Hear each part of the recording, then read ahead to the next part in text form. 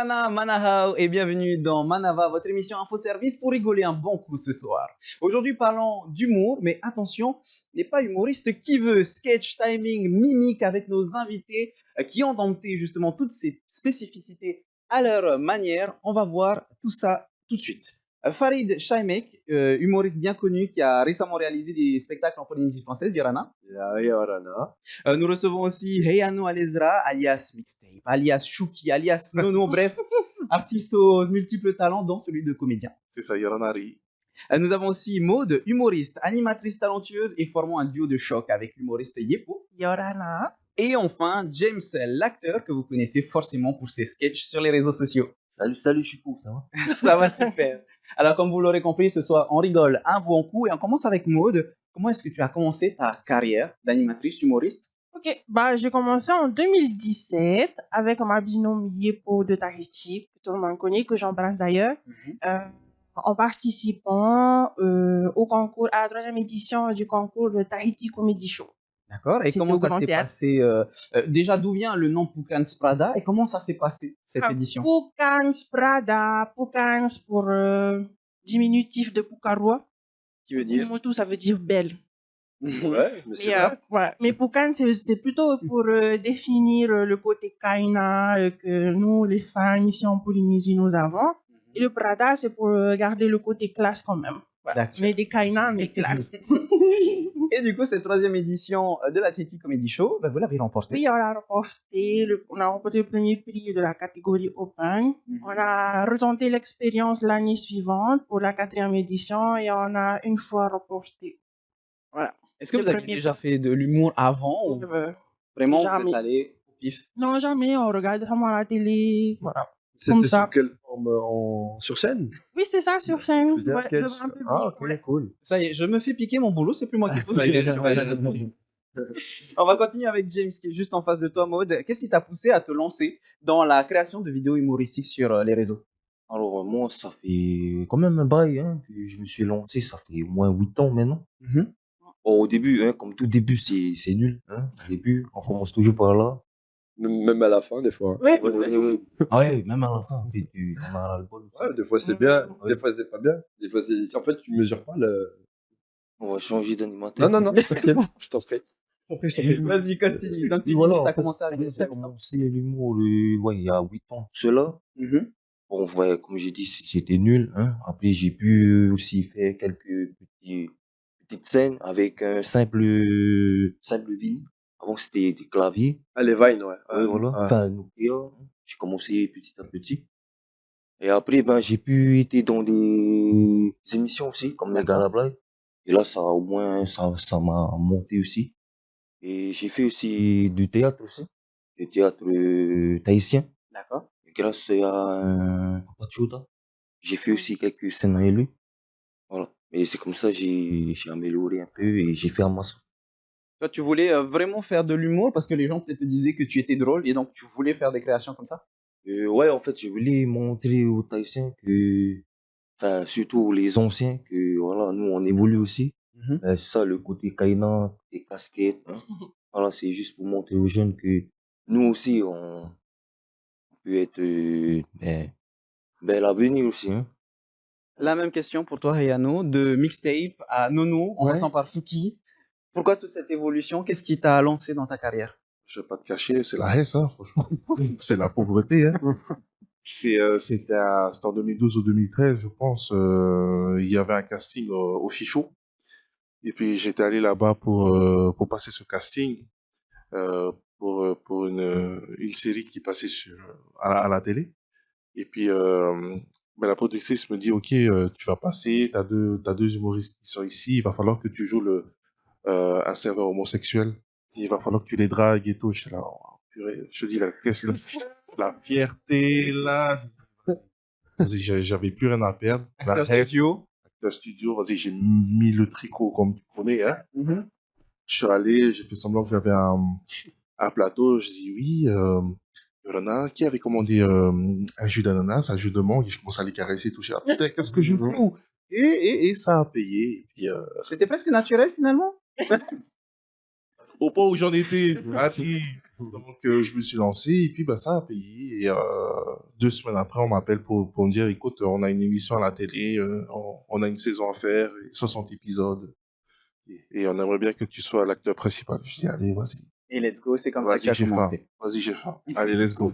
En face de toi, il y a Farid. Finalement, sur nos trois comment dire, profils qu'on vient de voir, c'est un petit peu le hasard. Pour toi, ça a été plus ou moins la même chose. Ouais, grave, c'est le hasard. Après, moi, j'ai commencé par la danse. Je faisais de la danse, je faisais beaucoup de danse, je faisais beaucoup de capoeira à l'époque. Et du coup, la scène, j'ai commencé la sur scène comme ça. Après, j'ai fait du théâtre. Et ce qu'il raconte là, en fait, c'est ça la beauté de ce métier. C'est qu'en fait, on y va sans prétention. Il dit que c'est la hesse. Lui, c'est pareil. Il y a un truc qu'il a oublié de dire, c'est qu'en vrai, quand tu fais des vidéos, tu commences parce que tu t'ennuies. On s'ennuie. On se dit, j'ai envie de rigoler. Je suis tout seul chez moi. Bon, je vais le faire avec des gens que je connais pas sur Internet. Et puis, on mesure pas le truc de quand ça prend, en fait. C'est pas nous qui décidons de quand ça prend. Et quand ça prend, c'est trop bien. Et même aujourd'hui, quand tu es bien lancé, des fois ça prend. Des fois, ça prend pas. C'est pour ça que je te disais, des fois, même à la fin, c'est pas, des fois, c'est nul. Mais pour nous, c'est bien. Et puis, au final, non, c'est pas ouf. Mais ça, c'est trop bien, le casting qu'il a fait, tu vois. Et en fait, au final, tu vois, on retiendra juste que c'est l'audace, son audace qui a fait que ça a débouché sur quelque chose, tu vois. Mais ouais, on a tous à peu près le même, le hasard. Au début, je pensais pas faire ce métier, clairement. Au début, moi, je travaillais, quoi. J'ai fait plein de boulots qui n'avaient différents. Et j'ai commencé à faire du théâtre, puis après du stand-up. Et un jour, on est venu me chercher, et un jour, Jamel, qui me dit, viens dans ma troupe. Et puis après, qui me dit, viens faire mes premières parties en tournée, etc. Et pour moi, tout ça, c'est un accident. Encore aujourd'hui, tout ce qui m'arrive, c'est un accident. Là, je suis à Tahiti avec ma mère. C'est jamais on est algériens, nous, tu vois. Tu veux dire, à la base, c'était pas écrit, un jour, je devais passer par ici avec ma mère, tu vois. Mais voilà, c'est les accidents qui font, voilà. Ouais. C'est des surprises de la vie. On rencontre Maud il y a 2 ans. C'est ça. Voilà, 2 ans. Elles ont mis le feu à la salle, on a rigolé, c'était trop bien. Donc on parle encore de vous, hein, là-bas à Paris. Ah, c'est vrai? Ouais. On apprend des choses sur le plateau. Hein? Ah oui, alors ils disent pas Maud, ils disent les 2 Tahitiennes du premier rang. Qui ont foutu l'ambiance et qui étaient trop tard. Là, c'est de ça, c'est comme ça. Et voilà. Donc, non, c'est des bons accidents qui nous amènent à faire des choses qu'on n'avait pas calculées, en fait. C'est ça le truc. Et comment est-ce que tu trouves tout cet humour tahitien par rapport à ce que toi tu as connu en métropole en France? Là, j'ai eu la chance de passer par le conservatoire là, la semaine dernière. Je suis passé voir les petits qui font du théâtre au conservatoire. Et c'est là où je me suis dit, c'est un peu du gâchis de pas donner des opportunités plus grandes à la Polynésie de pouvoir participer à ce qui se passe un petit peu en métropole, tu vois, parce que j'ai vu des gamins hyper talentueux. Mais vraiment, hein, je le dis très sincèrement, ils avaient préparé des petits sketchs pour me montrer des trucs qu'ils faisaient sur scène. Et j'ai été surpris, je me suis dit, waouh, pas de honte, pas de gêne, très à l'aise, belle diction, ils avaient écrit des belles histoires, il y en avait qui jouaient le personnage, mais vraiment à fond. Donc, il y a du potentiel, il y a énormément de potentiel, sachant que le stand-up, c'est quelque chose qui prend de l'essor dans le monde entier. Et je vois vraiment pas pourquoi la Polynésie serait épargnée par ça, en fait. Donc, moi, j'encourage tous les Polynésiens à monter sur scène, à créer des plateaux, à créer des comedy clubs. Ouais. Maud, justement, tu as participé à la Titi Comedy Show qui aujourd'hui malheureusement n'existe plus. Est-ce que tu trouves qu'il y a un vrai humour polynésien qui peut s'exporter? Parce que tu es parti aussi en France. Non, pas du tout. Tu es pas parti en France? Non, c'est que Yepo. Ah, c'est que Yepo, pardon. Ouais. Tu penses qu'il y a un humour polynésien qui peut s'exporter? Oui, il y a vraiment un humour ici qui peut s'exporter. Et Yepo a eu l'occasion de vivre l'expérience. Et non, oui. Voilà, j'ai répondu à ta question. C'est quoi notre touche de tahitien? C'est quoi cette petite touche d'humour tahitienne? C'est le côté exotique et aussi, je trouve qu'ici, nous les Polynésiens, on aime beaucoup l'autodérision. Et pour moi, c'est le meilleur humour qu'il y a qu'on peut avoir ici en Polynésie. Vous en faisiez justement avec Yepo? Oui. Dans quel sens? Regarde-moi. Non, mais c'est vrai. On aimait beaucoup jouer sur nos formes, sur nos rondeurs et tout, parce que, voilà, on est sorti quand même par des expériences plutôt difficiles. Ouais, difficiles. On a été sujet de moqueries à cause de nos tailles et tout. Et vraiment, l'humour, ça a été quand même une grande thérapie et une bonne thérapie pour nous aider à surmonter tout ça. Voilà. Ça devient une vraie force au fur et à mesure des sketchs, des vidéos, des créations. Ah oui, parce que ça nous permet de nous exprimer, de dire ce qu'on pense. Et en passant par l'humour, bah, les gens écoutent. On vient de parler de thérapie avec Maud. Toi, James, de temps en temps, tu fais aussi des créations de vidéos humoristiques, mais qui a comme but de sensibiliser la population. Oui, oui, c'est ça. Enfin, moi, je sais que les Tahitiens, eux, ils aiment pas, en fait, ils aiment pas trop, comment on dit, La négativité? non, non, les Tahitiens sont très négatifs, non? Ouais, ouais. Et le truc, c'est Il que n'y a pas assez de soleil. ils aiment bien l'humour, mais des fois, ils voient pas l'importance aussi Mhm. des messages. Là, moi, je fais un style comme ça. Mon contenu, c'est de faire de l'humour, et en même temps, quelques petits messages dedans.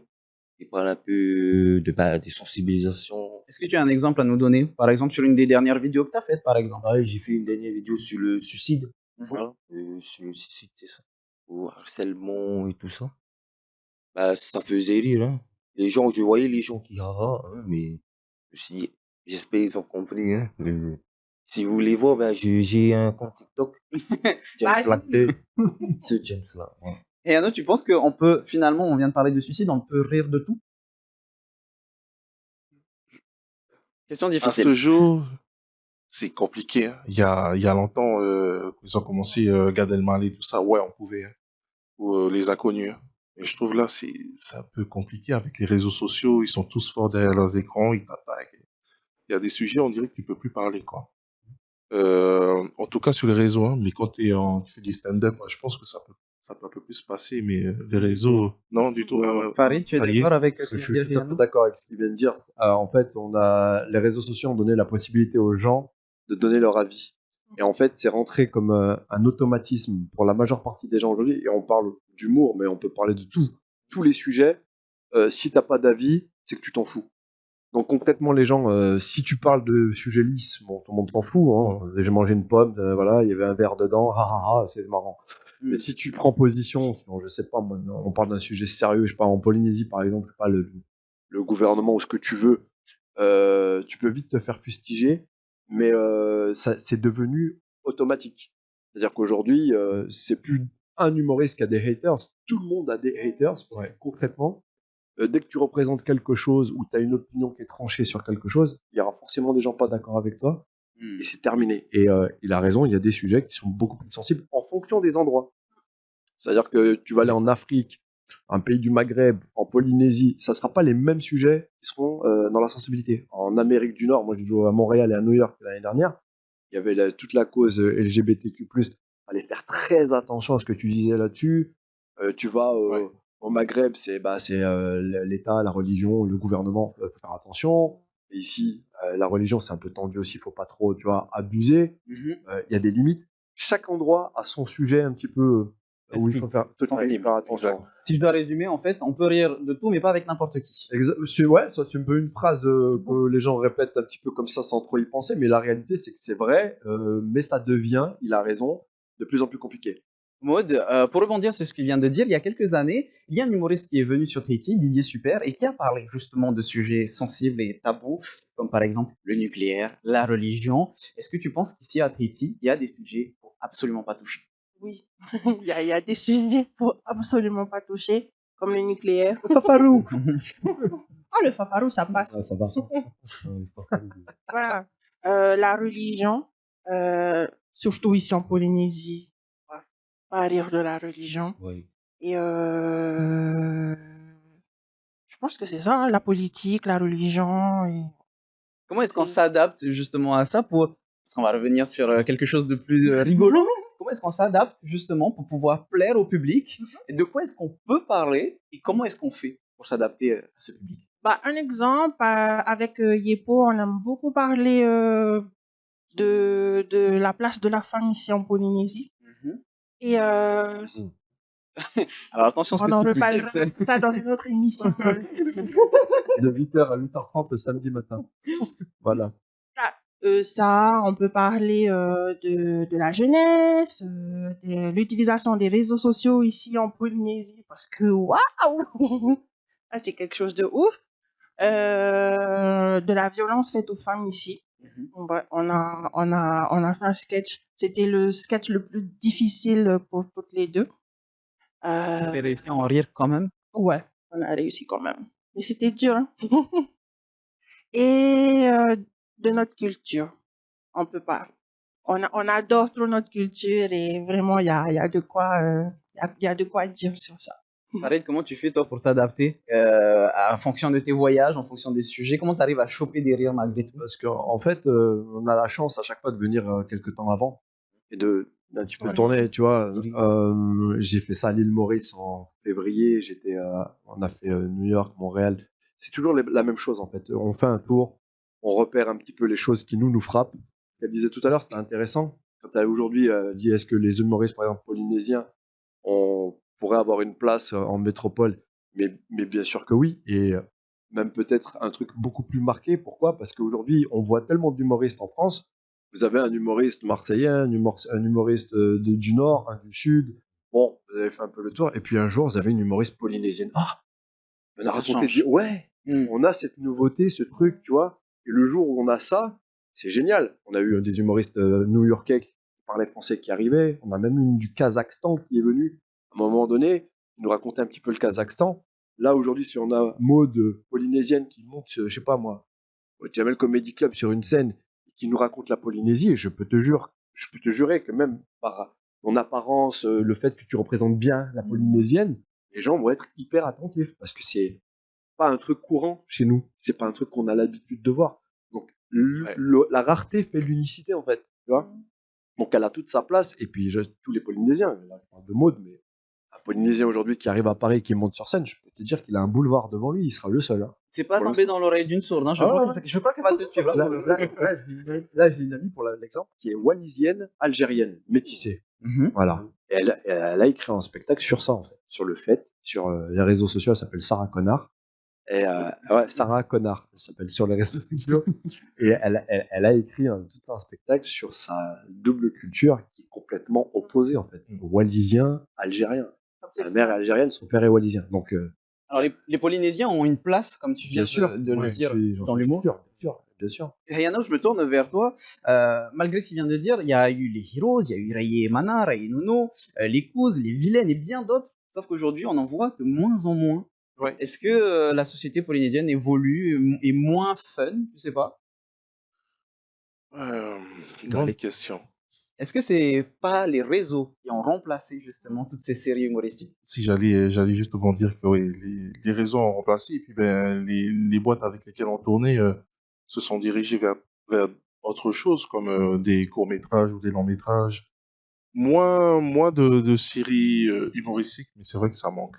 Mhm. Donc tout a basculé sur les réseaux sociaux, TikTok notamment, Ouais. Facebook aussi. La Ouais. consommation a changé aussi. C'est ça. Il y a juste une Les gens connexion sont- Internet et c'est gratuit. Justement, James, tu peux nous en parler. Tu nous disais que tu avais commencé avec un simple petit téléphone à clapper. Aujourd'hui, je suppose que les moyens ont évolué, ta communauté a évolué.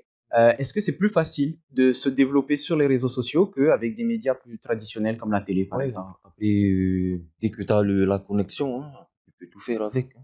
Mhm.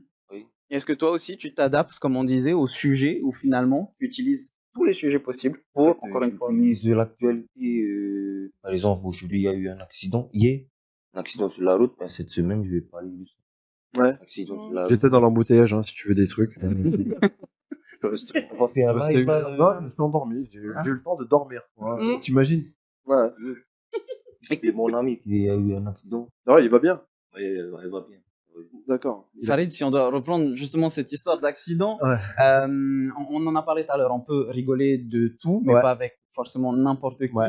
On a parlé des réseaux sociaux. Est-ce que c'est difficile en tant qu'humoriste, toi qui as beaucoup voyagé, de se développer, de se démarquer et trouver la bonne opportunité? Ouais, parce que alors il y a un truc par exemple que tu dis, c'est une phrase qui dit comment tu fais pour plaire. Moi, je pense pas qu'il faille essayer de plaire. Je pense qu'il faut garder ce qu'on est, ce qu'on a envie de faire, ce qu'on a envie de dire. Vraiment, c'est important et que de toute manière, il faut bien partir d'un principe, c'est qu'on plaira pas à tout le monde, quoi qu'il arrive. Aujourd'hui, même sur des humoristes très connus, très reconnus, si vous parlez avec un cercle d'amis, quelqu'un te dira, moi j'aime pas Franck Dubosc, moi j'aime bien machin, moi j'aime bien Gad, j'aime pas Jamel, j'aime ceci, j'aime pas cela. Donc, quoi qu'il arrive, de toute façon, on peut pas être aimé de tout le monde. On peut être aimé de beaucoup de gens, mais tu feras jamais l'unanimité. Maintenant, rire de tout, moi j'ai envie de rire de tout. Simplement aujourd'hui, on se rend bien compte que ça devient presque dangereux parce que les gens Exact. peuvent éteindre des carrières. Hmm. Vraiment, sur une phrase, sur un mot, sur un truc qui est mal interprété. Toi, t'es là, t'es tout seul à essayer de te défendre. Tu dis, non, mais je suis pas raciste, je suis pas ceci, je suis pas cela. Alors, c'est pas du tout ce que t'as essayé, c'est pas du tout ce que t'as voulu dire.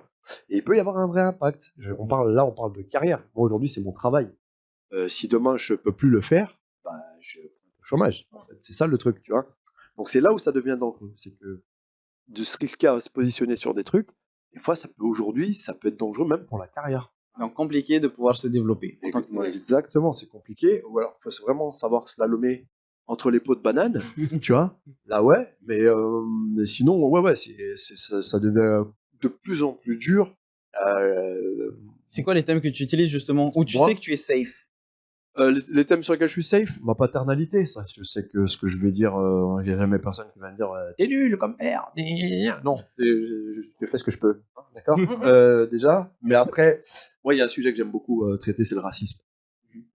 Comme je l'ai bien connu en France, c'est un truc que j'aime bien traiter, et d'autant plus quand je viens dans des endroits comme chez vous, si tu veux, c'est des îles qui sont chargées de ce genre. Tu vois, j'étais à Nouméa en novembre.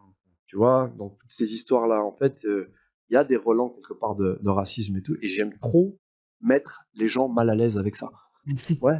Parce que les gens qui le sont potentiellement dans ma salle, ils vont se sentir mal à l'aise. Parce que ce que je vais leur dire, ça va leur faire très, très mal. Donc moi, j'aime bien faire ça. C'est un peu de l'humour noir. Moi, tu crois qu'ici en Polynésie, c'est difficile de traiter de l'humour noir? Oui. Les Polynésiens prennent tout au second degré. Ouais. D'accord. C'est vrai? Oui. Ok.